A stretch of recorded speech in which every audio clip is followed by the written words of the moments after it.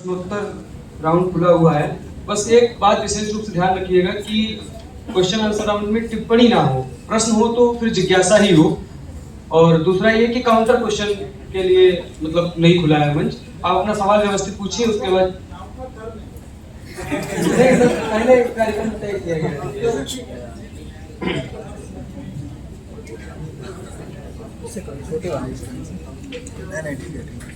और हो सके तो अपने प्रश्न को थोड़ा डिजाइन भी कर लीजिए, तो बहुत विश्रृंखल ना रहे।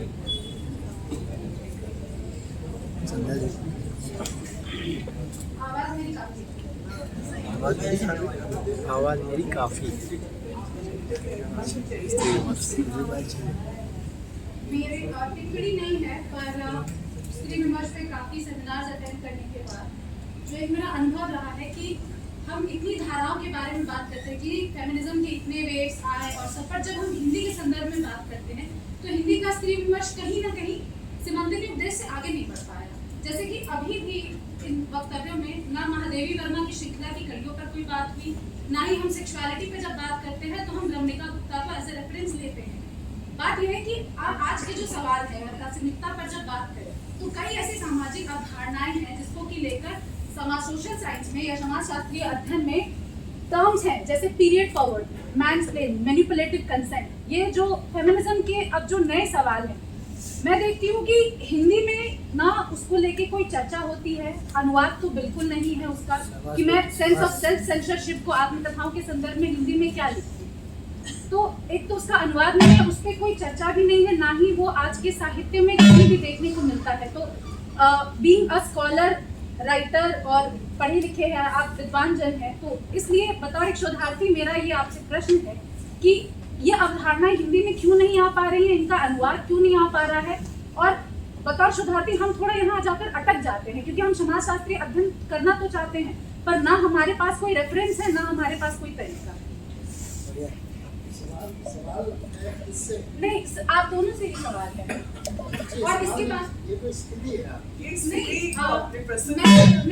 मेरा ये भी सवाल है कि अगर कहीं ऐसा कुछ है, अगर अवधारणाओं पे कहीं किसी लिटरेचर में बात हुई या जो मेरी या जो हमारी नजर में अभी तक नहीं पड़ा है, अगर ऐसा कुछ है तो वो आप उसका संकेत हमें दीजिए, या फिर आपको क्या लगता है, क्योंकि ये this question itself is a question of social science. तो ऐसा क्यों है कि हिंदी एकेडमिया में ये सारे सवाल नहीं आ पाए हैं जो कि सोशल साइंस में आ चुके हैं। एक सवाल ये है, और दूसरा सवाल ये है कि मैम आपने जो बात कही कि हिंदी के स्त्री विमर्श की जो पुट है वो हमें पूरा मिथकीय कथाओं से मिलते हैं। आपने अहिल्या का रेफरेंस दिया, आपने द्रौपदी का रेफरेंस दिया, पर इन सारे जो हमारे पास संदर्भ है आप देखिए तो उसमें औरत का उद्धार पुरुषों द्वारा हो रहा है, ये मेन नैरेटिव है। जबकि आज का जो स्त्री विमर्श है, आज की जो चाहे वो इसमें चुगताई हो गई, चाहे वो कृष्णा सोक्ति हो गई, उन्होंने जो लिखा है, उनका लिखने का जो नजरिया है वो मेन नैरेटिव नहीं है। तो हम लॉजिकली ये कैसे माने कि आज की जो फेमिनिज्म के सवाल है वो हमें उसकी जड़ें बहुत पुरानी है, वो हमें पुरानी धाराओं से मिलती है। ये थोड़ा कॉन्ट्रडिक्टरी लगता है।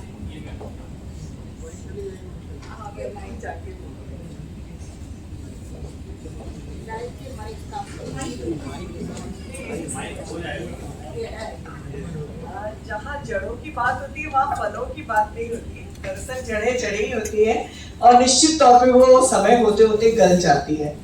और जहाँ तक अगर मैं पंचकन्याओं की बात करूँ तो निश्चित तौर पे पुरुष उद्धार की वहाँ बात नहीं है, अगर उनको नए ढंग से पढ़ा जाए। दरअसल उनको पढ़ा पुरुष नजरिए से गया है। तो मुझे लगता है कि, और जहाँ तक आपने कहा कि नए जो एस्पेक्ट्स हैं फेमिनिज्म के वो हिंदी नैरेटिव्स में नहीं आ रहे हैं, तो मुझे लगता है कि अपने नए लेखन को शायद आपने भी, जैसे अगर मैं कहूँ कि मैं सीमांतरीय उद्देश्य से आगे हम अपना कुछ नहीं देख रहे, ऐसा नहीं है। श्रृंखला की कड़ियाँ भी बोलना था, लेकिन समय बहुत कम था, एक छोटे से भाषण में बहुत सारी चीजें नहीं आ सकती, पर मैंने कोशिश की थी। और दरअसल आज का जो विषय था वो भारतीय और पश्चिमी संदर्भों में फेमिनिज्म ही था, उसमें हिंदी साहित्य नहीं था। तो अगर हम समूचे साहित्य को देखें, उसमें मराठी साहित्य भी देखें, अगर हम कोंकणी साहित्य भी देखें, उर्दू, हिंदी, अंग्रेजी भी देखें, तो निश्चित तौर पे जिन विषयों की और जिन एस्पेक्ट्स की आप बात कर रही हो कहीं ना कहीं आ रहे होंगे। और मुझे लगता है कि आपने मृदुलागढ़ के आगे किन को पढ़ा होगा, तो निश्चित तौर पे मैं आपसे आग्रह करूंगी कि आगे भी बहुत सारे ऐसे लेखक हैं जिन्हें आप पढ़ें। प्रतीक्षा है, वंदना राग है, बहुत सारे ऐसे लेखक हैं, नीलेश रघुवंशी है। तो अगर आप उन्हें पढ़ेंगे तो निश्चित तौर पे आपको वहां पे नए संदर्भों की व्याख्या मिलेगी। और रमणिका गुप्त से काफी आगे बहुत सारी ऐसी आत्मकथाएं आई हैं जिनमें नए इस तरह के संदर्भ आए हैं। और आपका जो आखिरी सवाल था वो शायद पंचकन्या वाला मैंने आपको जवाब दे दिया। और मेरा आपसे एक आग्रह है, जो चीज की हम कमी महसूस करते हैं, जैसे मुझे कोई भी विषय, जैसे मेरे को लगता था कि सिजोफ्रेनिया पे या सिजोफ्रेनिक वुमेन पे हिंदी में कोई उपन्यास नहीं आया, कोई नहीं समझता उसको, तो मैंने वैज्ञानिक दृष्टिकोण से उस पे उपन्यास लिखा। तो आपको जो कमी लगती है तो निश्चित तौर पे आपको भी कलम उठानी चाहिए।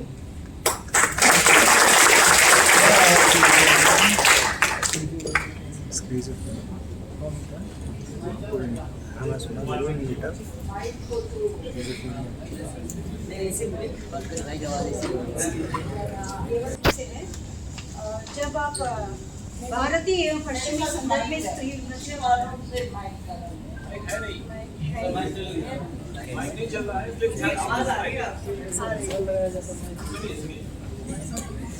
चूंकि विषय है स्त्री विमर्श भारतीय एवं पश्चिमी संदर्भ, तो मुझे ये वाजिब लग रहा कि मैं आपसे ये सवाल कर सकूं। ब्लैक अमेरिकन लिटरेचर के अंतर्गत जो स्त्री विमर्श पाया जाता है उसमें और भारतीय साहित्य, हिंदी साहित्य की स्त्री विमर्श में किस प्रकार की अंतर संवादिता है? तो ये मेरे बस ये सवाल मेरी उत्सुकता और ज्ञान की सीमा को बढ़ाने के लिए मैं पूछ रही हूँ। धन्यवाद। मैं ऐसे ही बोल देती हूँ।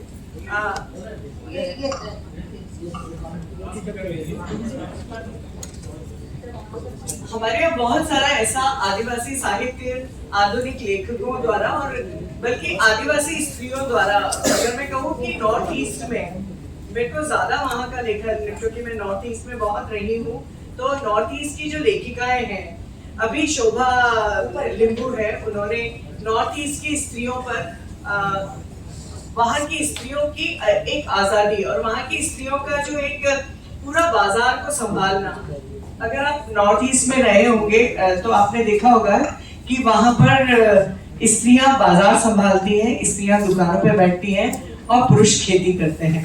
तो मैंने ये देखा कि अगर आपने ब्लैक लिटरेचर और हमारे आदिवासी साहित्य को पढ़े, जो जिसे हम कहें कि फ्रॉम द हॉर्सेस माउथ, आदिवासी स्त्रियों द्वारा ही लिखा गया जो साहित्य है, उसे आप पढ़ेंगे तो काफी उसमें आप अंतर संवाद पाएंगे कि कैसे स्त्रियां बाजार को भी संभाल रही है, मतलब अपनी आर्थिक स्थिति को भी संभाल रही है और साथ ही अपनी अस्मिता को भी संभाल रही है। यही ब्लैक लिटरेचर में है कि वहां पे पुरुष नकारा है, कोई काम ज्यादा नहीं करते, तो स्त्रियां अपने घर की स्थिति भी संभाल रही हैं, बच्चों को भी संभाल रही हैं और साथ में वो अपनी अस्मिता को भी एक नाम दे रही हैं। और उन्हीं स्त्रियों में से कोई ना कोई उठकर अपना साहित्य भी लिख रहा है।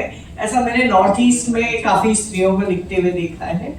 तो मुझे लगता है कि अगर ये दो एस्पेक्ट देखें तो मुझे काफी इनमें अंतर संबंध दिखाई देता है।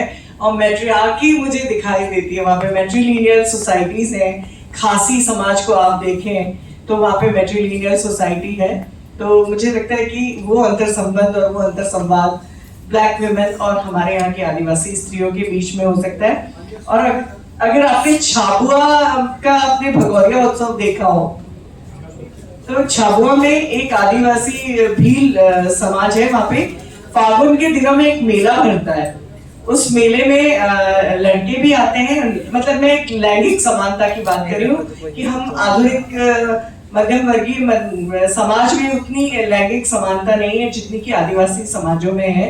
तो भगोरिया उत्सव होता है, वहां पर लड़के लड़कियां दोनों आते हैं और लड़की जिस लड़के को अपने गालों पे गुलाल लगा देने देती है और वो दोनों फिर उस मेले से निकल जाते हैं।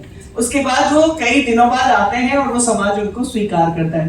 तो एक स्त्री के चयन की जो बात है वो अगर हम देखें तो आदिवासी सभ्यताओं में ज्यादा मुखरता से दिखती है।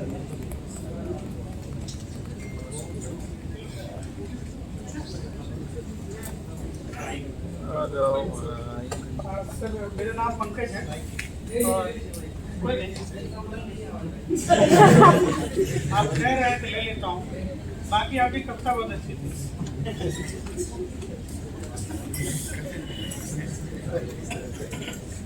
हेलो, हाँ सर, मेरा नाम पंकज है। सुन तो मैं आपको दूसरी बार रहा हूँ, लेकिन देख तीसरी बार रहा हूँ। पहली बार मैंने बनारस में आपको सुना था, प्रेमचंद के घर में, अभी इच्छुक का उस समय छात्र था। तो सर, अभी आप अकीरा कुरुशोभा की मूवी रशोमोन की चर्चा कर रहे थे, मैंने वो मूवी देखी है। ये सही बात है कि उसमें जो कहानी है उसको अलग अलग तरीके से लोग बोलते हैं, लेकिन मैं इस तरफ कहना चाहता हूँ कि उस घटना की एक न एक सच्चाई है। भले ही जंगल से जा रही उस महिला की हत्या या उसके पति की हत्या किसी ने भी की हो, अलग अलग तरीके से लोग अपनी अपनी तरह से कहानी सुनाते हैं और बताते हैं, लेकिन एक सच्चाई है कि उसकी हत्या हुई है। तो मैं ये पूछना चाहता हूँ आपसे कि आपने अच्छा किया कि ये बात आपने वापस ले ली कि विमर्श बुनियादी तौर पर मोहल्ले का झगड़ा है, इसके लिए आपका शुक्रिया। लेकिन दूसरी तरफ आपने कहा कि साहित्य को विमर्श के आधार पर देखना, उसे सतह पर पहुंचाना है। तो सवाल यह है कि आपने इस मंच पे, जब स्त्री विमर्श पे बात हो रही है, आपने कहा कि स्त्री विमर्श और कथित स्त्री विमर्श में अंतर है। मेरा सवाल यह है कि इस मंच से आप जब बोल रहे हैं, तब आपके लिए क्या है स्त्री विमर्श, रियल स्त्री विमर्श, और कथित स्त्री विमर्श क्या है? इस पे थोड़े स्पष्टता। सर, एक दो और सवाल है प्लीज सर। आपकी बात से सवाल है, मैं नया सवाल नहीं कहूँगा।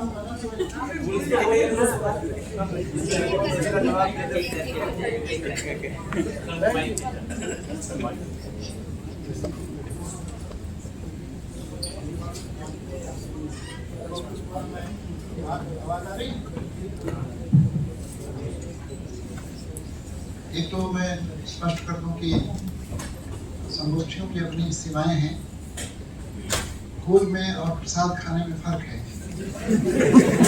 संगोष्ठियां प्रसाद धर्मी होती हैं। मैं थोड़ा बहुत दे दिया तो सारे विषय हम कवर कर नहीं सकते, तो सेमिनार की अपनी सीमाएं है। दूसरा, मैंने कहा कि इस वास्तविक स्त्री विमर्श और कथित स्त्री विमर्श का जो फर्क है, मेरा केवल एक निवेदन यह है कि स्त्री विमर्श के दायरे में केवल वही साहित्य नहीं है जिसे स्त्रियों ने ही लिखा है। एक बड़ा दायरा है इसका, और मुझे लगता है कि जो भी स्त्री को केंद्र में रखकर जिसने भी लिखा है उस सबको शामिल किया जाता है। मुझे लगता है कि ये मामला दलित विमर्श में भी लागू होगा। ये दुर्भाग्य अपने आप में है कि प्रेमचंद को दलित विरोधी करार दिया गया। इससे चीज़ें बहुत संकुचित होती हैं और चीज़ों का गैर जरूरी ढंग से राजनीतिकरण होता है। तो साहित्य को थोड़ा सा उस अति राजनीति से बचना चाहिए, ये मेरा आशय है। आप दूसरा सवाल। मेरा दूसरा सवाल है कि आपने कहा कि सबसे बड़ा प्रतिरोध प्रतिक्रिया में होती है, गालियों में नहीं, चिल्लाने में नहीं। सवाल यह है कि हम लोग यहाँ स्त्री विमर्श और दलित विमर्श पे बात कर रहे हैं, क्या यह गालियों में नहीं, चिल्लानों में नहीं, क्या स्त्री विमर्श और दलित विमर्श की ओर इशारा है, या आपने ऐसे ही कहा? इसमें देखिए, ऐसा है कि मोटे तौर पर विमर्शों का जो पूरा बाजार है वो बहुत ज़्यादा मुखर है, उसमें मुखरता बहुत है। बहुत मुखर हो जाने पर चीज़ों का प्रभाव थोड़ा कम हो जाता है। मैंने राही मासूम रजा के आधा गांव पर एमफिल किया मैडम निर्मला जैन के अंदर में, और मैंने वहाँ के रेखांकित किया कि उसमें फूनन मियाँ है, बहुत गालियाँ हैं उसमें दरअसल। और मैं उस क्षेत्र से आता हूँ जो गालियों के ख्याल से बंगाल की खाड़ी की तरह है, वहीं से मानसून के बादल उठते हैं। मैं तो वहाँ से आता हूँ, बहुत गालियाँ हैं उसमें। लेकिन मैंने देखा कि जो सबसे प्रभावशाली गाली है, ये वाक्य है कि फूनन मियाँ ने ऐसी ऐसी गालियाँ दी कि स्त्रियों ने अपने कान बंद कर लिए। गाली की जो धमक और प्रभाव है, जितना इस वाक्य में है, दी जा रही गाली में उतना नहीं है। तो मुझे लगता है कि कई बार जो इशारे हैं वो ज़्यादा कारगर होते हैं। और साहित्य के बारे में नीत्शे ने नहीं कहा, सौंदर्य के बारे में कहा, उसको साहित्य पर लागू कर सकते हैं। नीत्शे ने कहा कि सौंदर्य बहुत आहिस्ते बोलता है, जो जगे हुए हैं केवल उन्हीं में ही उसे सुन सकते हैं। तो बहुत ज्यादा असर तब होता है जब उसमें थोड़ा सा दुख, थोड़ा सा मौन, थोड़ी सी करुणा, थोड़ी सी तरफदारी, ये सारी चीजें मिली हुई हैं। साहित्य मूर्तः चंद्रमा पर की जाने वाली घुड़दौड़ नहीं है, वो है हमारी जिंदगी के भीतर ही, लेकिन जिंदगी को कहने का तरीका उसका बिल्कुल ही अलग है। यह जो अलग होना है उसमें मैंने कहा कि बहुत वाचालता नहीं है। बहुत वाचालता साहित्य की गहराई को कम करती है। सागर जहाँ बहुत गहरा होता है वहाँ लहरें नहीं होती। लहरें सबसे ज्यादा उत्पाती तट पर होती है। तो साहित्य को तट मत बनाइए जहाँ लहरें सबसे अधिक उत्पाद मचाती हैं। साहित्य को वहां से देखिए जहाँ समंदर का मन लहर होने का करता है। लहर हो जाता है इसके बाद तो सेल्फी वगैरह सब ठीक ही है, लेकिन कहीं ना कहीं समुद्र का मन भी होता है लहर बनने का। उस केंद्र पर अगर हम जा सकें तो मुझे लगता है कि बहुत देर जीवी है। आज भारतीय संदर्भ में मैं कह रहा हूँ, रामायण और महाभारत को लेकर मुझे आंकड़े पता नहीं है, लेकिन सबसे अधिक प्रभावशाली ग्रंथ हिंदी में, चाहे वो अंधा युग हो या आप सिरिक ले लीजिए, आप देखिए कि उस साहित्य पर है। द्रौपदी ने जब घसीट कर लाई गई तो सभा में कुछ सवाल पूछे, उस सवाल का उत्तर 4000 वर्ष के बाद भी हम नहीं दे पाएंगे। तो मुझे लगता है कि मतलब उसके आयाम को, उसकी उम्र को बढ़ाने के लिए उसकी वाचालता को थोड़ा कम करना पड़ेगा। मेरा आशा केवल इतना है।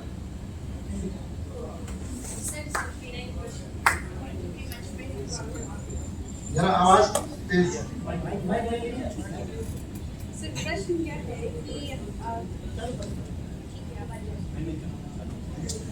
वहां से आवाज से बोलोगे तो मुझे साफ सुनाई पड़ेगा, दूसरों को भी सुनाई पड़ेगा। मैं तो सुन लूंगा लेकिन शुक्रिया सर। अगर ब्राह्मणवाद शब्द नहीं आए और दलित विमर्श पे बात हो जाए तो गड़बड़ लगता है।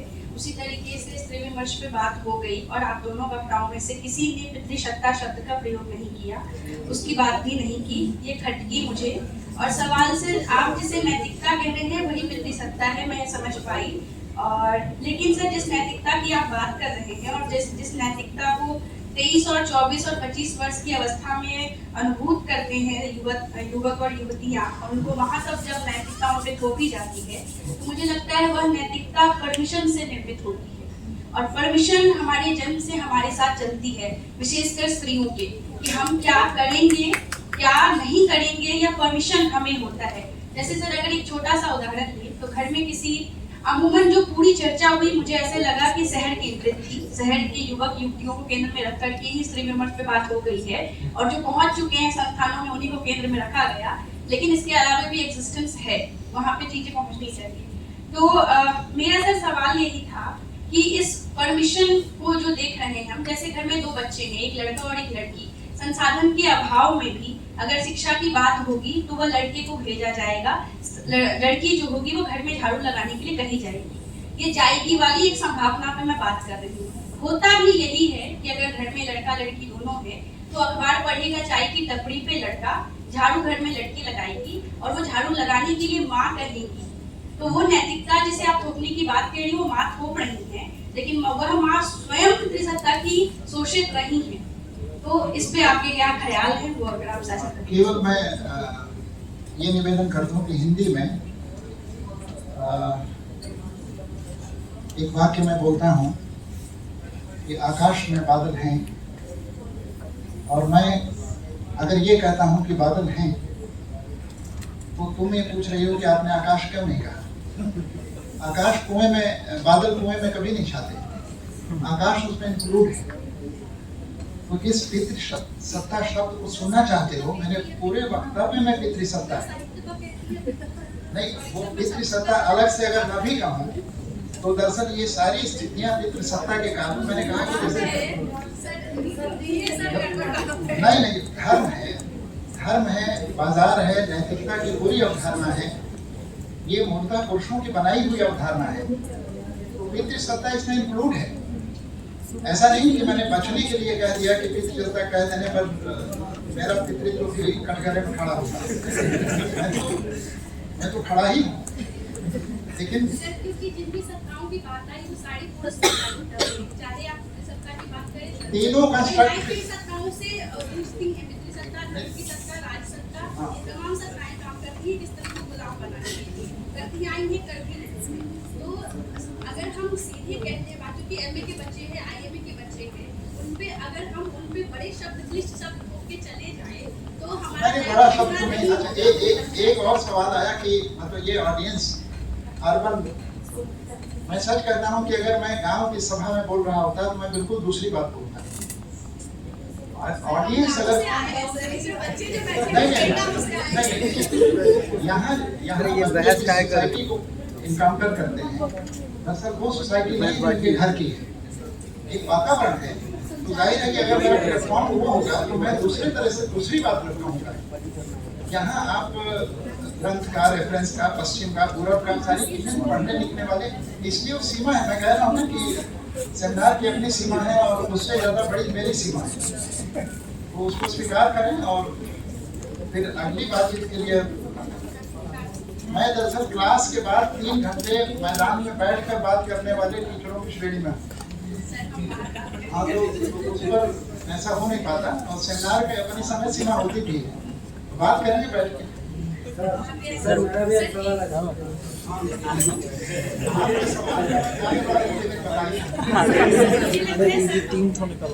मेरा कहना यह है सर कि स्वानुभूति और सहानुभूति के बारे में आप 2-3 बार कह दिए हैं कि भाई आप उसी को साहित्य मत मानो, दूसरे को भी जोड़ो। आदिवासी साहित्य का सर देखिए, जितने भी गैर आदिवासी उपन्यासकार हैं उनको हमारी स्त्री अलग दिखती है और हमारे जो साहित्यकार हैं उनको हमारी स्त्री अलग दिखती है। ये मान्यता है, रिसर्च हो चुका है। नंबर 1। और प्रकृति का जो रोना है, मैं अभी नस काटता हूँ सर, आप इसका वर्णन कीजिए। मैं जो करता हूँ और आप जो करते हैं दोनों में अंतर है। मेरी नस कटी हुई जो मेरा जो अनुभव है, मैं जो अभिव्यक्त करूँगा वो आप नहीं कर सकते। हाँ, आप करे कितना जल रहा होगा, कितना क्या कर रहा होगा, नस कट गया, बह गया, ये आप कह सकते हैं, लेकिन खून मेरा बह उसका वर्णन मैं ही कर सकता हूँ। और ये आदिवासियों के साथ हुआ। हमारी लड़कियाँ कैसी कैसी दिखती है, आप सारे गैर आदिवासी उपन्यास पढ़ के देखिए, सारे गैर आदिवासी कविता संग्रह पढ़ के देखिए। हमारी लड़कियों को केवल आइटम समझा गया है, इसलिए हम कहते हैं हमारा साहित्य हम ही लिख पाएंगे। ये क्योंकि मैं केवल इतना ही आपसे कहना चाहता हूँ कि प्रेमचंद किसान नहीं थे, वो तय था, लेकिन गोदान के आखिरी पृष्ठ पर पछाड़ खाकर गिरती हुई धनिया ये किसान ने नहीं रची, प्रेमचंद ने रची, जिन्होंने आज तक हल की मूठ नहीं पकड़ी। तो मुझे लगता है कि इतना रिजिड हो जाना कि केवल हम ही लिखेंगे, ये मुझे लगता है कि दूसरे के अनुभव के प्रजातंत्र में दखल है। लिखने दीजिए, कोई बात नहीं है, वो थोड़ा कम बेहतर लिखेंगे, जो अनुभव सिद्ध है वो थोड़ा ज़्यादा लिखेंगे, लेकिन हमें खोलना पड़ेगा इसको। धन्यवाद।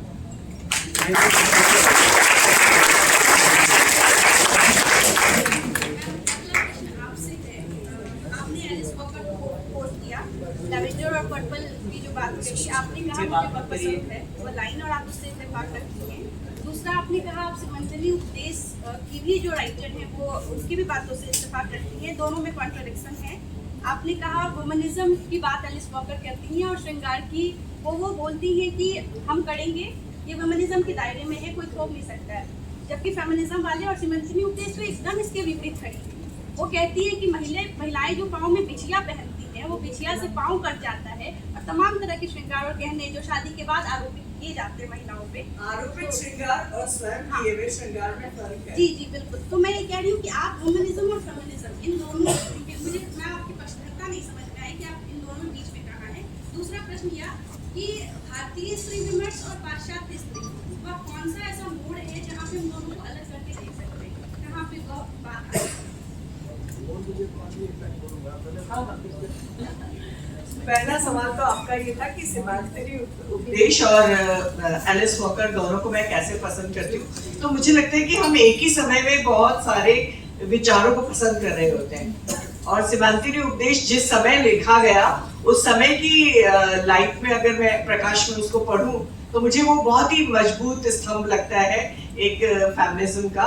लेकिन उसके बाद श्रृंखला की कड़ियां भी आती हैं जहाँ महादेवी वर्मा थोड़ा अलग तरीके से, थोड़ा स्त्रियोचित तरीके से उसी बात को कहती है। तो मुझे लगता है कि बात वही है, यह अलग ढंग से रहे हैं। और श्रृंगार की जहां तक बात है, तो अगर जैसे अभी आदिवासी स्त्रियों की श्रृंगार की बात आ रही थी, तो एक फूल भी श्रृंगार है, लेकिन वो फूल स्त्री अपने लिए लगा रही है, वो आरोपित नहीं है। तो जहां तक बिछिया, नथ और इस तरह की चीजें, जिस आरोपित श्रृंगार की बात है उसको तो मैं भी खारिज कर रही हूँ, लेकिन स्त्री जिस श्रृंगार को पसंद करती है, जिस मानसिकता को, जिस नृत्य को, वो उसे करना चाहिए। अगर मैं ये कहूँ कि मुझे छोटी स्कर्ट पहनना पसंद है, वो किसी पितृसत्तात्मकता को आमंत्रण नहीं है, वो मेरी अपनी पसंद है, तो वो भी एक श्रृंगार ही है ना। तो वो मेरा मनपसंद श्रृंगार जो मैं करना चाहूँ। बाकी बिछिया, नथ और बिंदी ये सब तो मैं भी नहीं पहनती।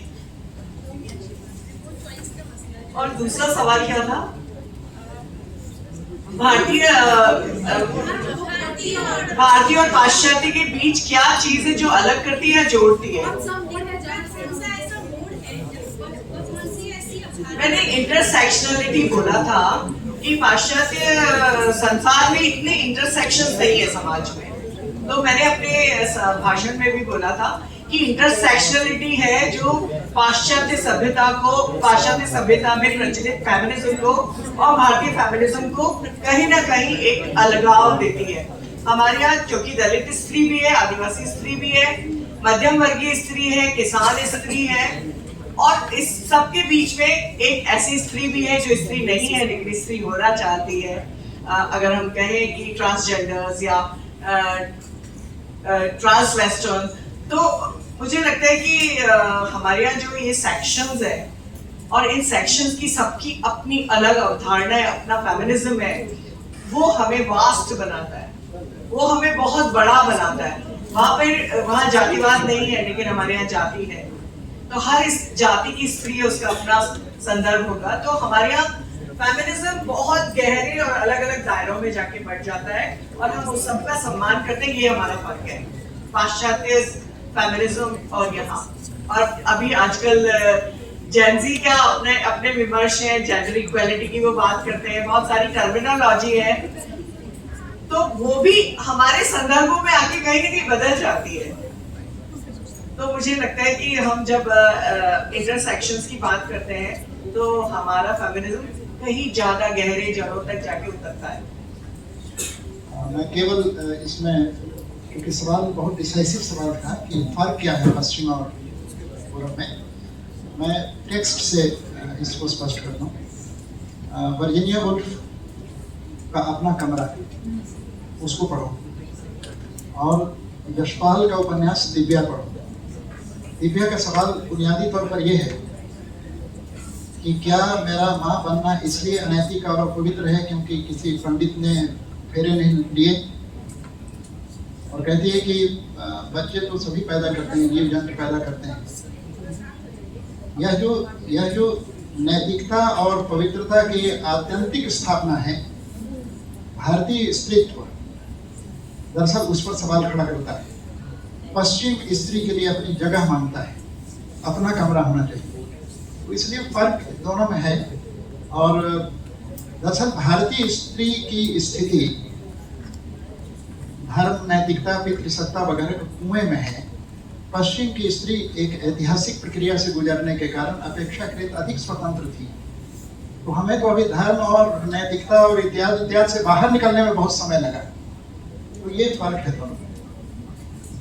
सर, एक प्रश्न मेरा मैम से है, एक दो प्रश्न है, सर से भी है। मैम, हम भयभीत क्यों है कि यूरोप से अगर फेमिनिज्म के कुछ विचार आयातित है हमारे यहाँ? क्योंकि निधन का काम है, जैसे तकनीक का भी आवागमन होता रहा। अगर भारत और चीन की तकनीक, ये सारी तकनीक यूरोप ना पहुंचती तो यूरोप की मॉडर्निटी में कुछ प्रॉब्लम होती। और जब तकनीक के स्तर पे, हर स्तर पे ये चीजें हम देख रहे हैं, और आज का जो वर्ल्ड है वो न सिर्फ ग्लोबल है, कि हम कहते हैं ग्लोबल प्लस लोकल है। तो हमें, मुझे लगता है कि इतना ज्यादा डरने की जरूरत नहीं है कि अगर कोई विचार पश्चिम से आयातित है। और एक प्रश्न मेरा रामेश्वर राय सर से है, वो ये है सर कि आप जब कह रहे थे कि हमें क्रांति वगैरह के झमेले में नहीं पड़ना चाहिए, तो सर अगर हम क्रांति वगैरह के झमेले में थोड़ा बहुत भी नहीं पड़ते तो शायद सर अमेरिका के डाल में कोई ट्रम्प बैठा रह जाएगा और फ्रांस से नेपोलियन शायद निकलते रहेंगे और हिटलर पैदा होते रहेंगे इतिहास में। और आपने कहा कि जो क्रांति की कविता है, जो क्रांति का लिटरेचर है,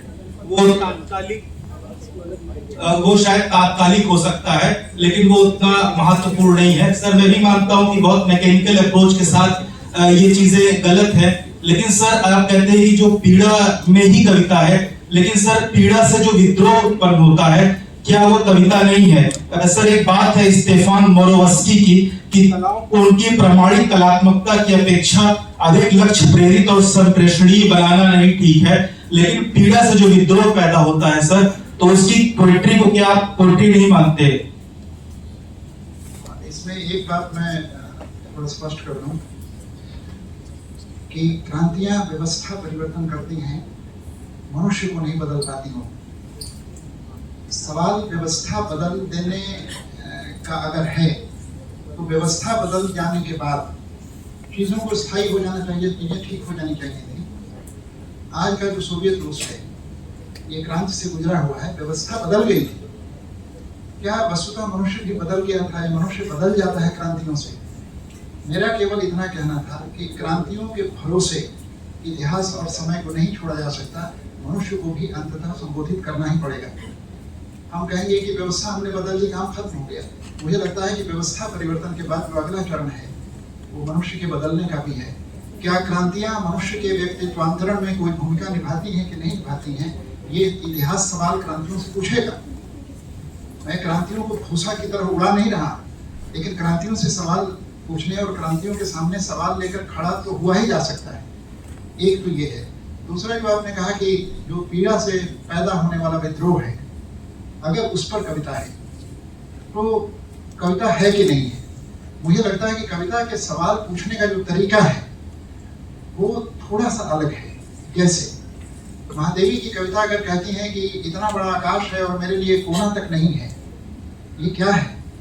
इसमें पीड़ा है और इसमें प्रतिकार भी है, दोनों चीजें शामिल हैं। केवल इतना भर है कि हमारी सांसें खराटे की तरह सुनाई पड़ रही हैं या संगीत की तरह। खराटे की तरह भी सुनाई पड़ सकती हैं जो डिस्टर्ब करती है।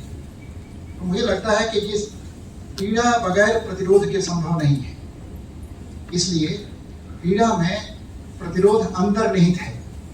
और कोई भी बड़ा साहित्य, दुनिया का कोई भी बड़ा साहित्य आप ले लीजिए, शेक्सपियर के मैकबेथ में लेडी मैकबेथ का जो अपराध बोध है, क्या उसमें पीड़ा दिखाई नहीं पड़ रही है? इसलिए पीड़ा रहित कोई भी साहित्य या तो सूचना है या फिर मनोरंजन है, लेकिन जो जेन्युइन साहित्य है, जाहिर है कि जो हमारे दोनों आदि ग्रंथों को देखेंगे वो त्रासदी के हैं। यानी यहाँ तक हम कह नहीं पाते, लेकिन राम आत्महत्या ही तो करते हैं और हिमालय में जाते हुए 5 में से 4 लोग गल जाते हैं। इतना बड़ा तंत्र और इतना बड़ा सन्नाटा, इतना अकेलापन, इतना विध्वंस, आखिर हम जाते कहाँ हैं? तो इसलिए मुझे लगता है कि पीड़ा और प्रतिरोध में संबंध है, लेकिन कविता उसे अपने तरीके से अपनी शर्तों पर कहती है। मैं केवल इतना कहता हूँ।